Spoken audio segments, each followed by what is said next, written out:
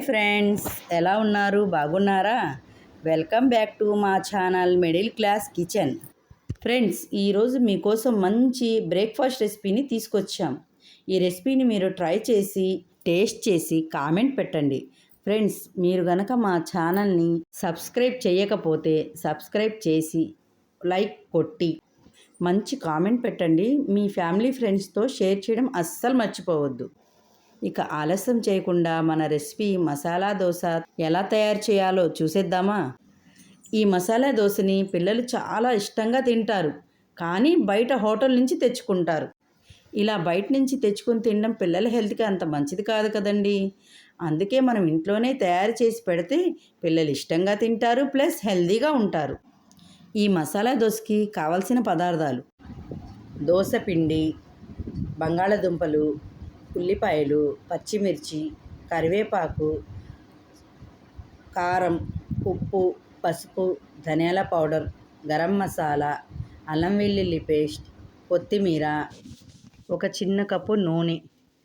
ముందుగా బంగాళదుంప ముక్కల్ని కట్ చేసుకొని కుక్కర్లో వేసుకొని కొంచెం ఉప్పు వేసి 3 విజిల్స్ వచ్చేదాకా ఉడకనివ్వాలి. ఇలా బాగా ఉడికిన బంగాళదుంపల్ని పొట్టు తీసేసి సన్నగా ముక్కలుగా కట్ చేసుకోవాలి. ఇప్పుడు స్టవ్ వెలిగించి కడాయి పెట్టుకొని అందులో ఆయిల్ పోసుకొని ఆయిల్ బాగా హీట్ ఎక్కిన తర్వాత 1/2 టీ స్పూన్ ఆవాలు వేసుకొని ఆవాలు చిటపటలాడిన తర్వాత కొంచెం కరివేపాకు వేసుకొని సన్నగా తరిగిన ఉల్లిపాయలు, పచ్చిమిర్చిని వేసి దోరగా ఫ్రై చేయాలి.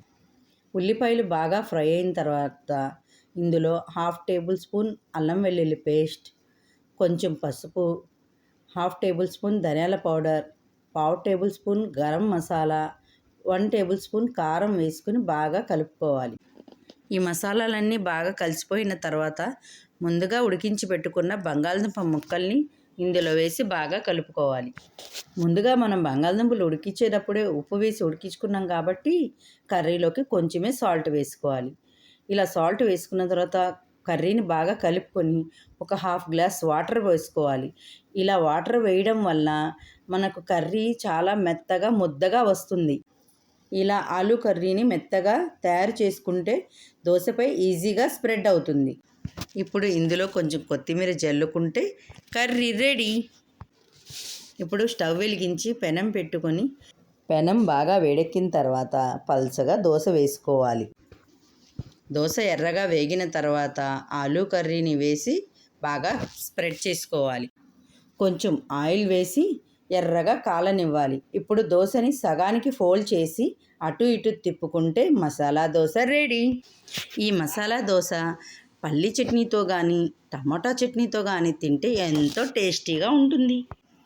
మా ఛానల్ని మీరు మొదటిసారిగా చూస్తున్నట్టయితే సబ్స్క్రైబ్ చేసి ఒక లైక్ కొట్టి మంచి కామెంట్ పెట్టండి.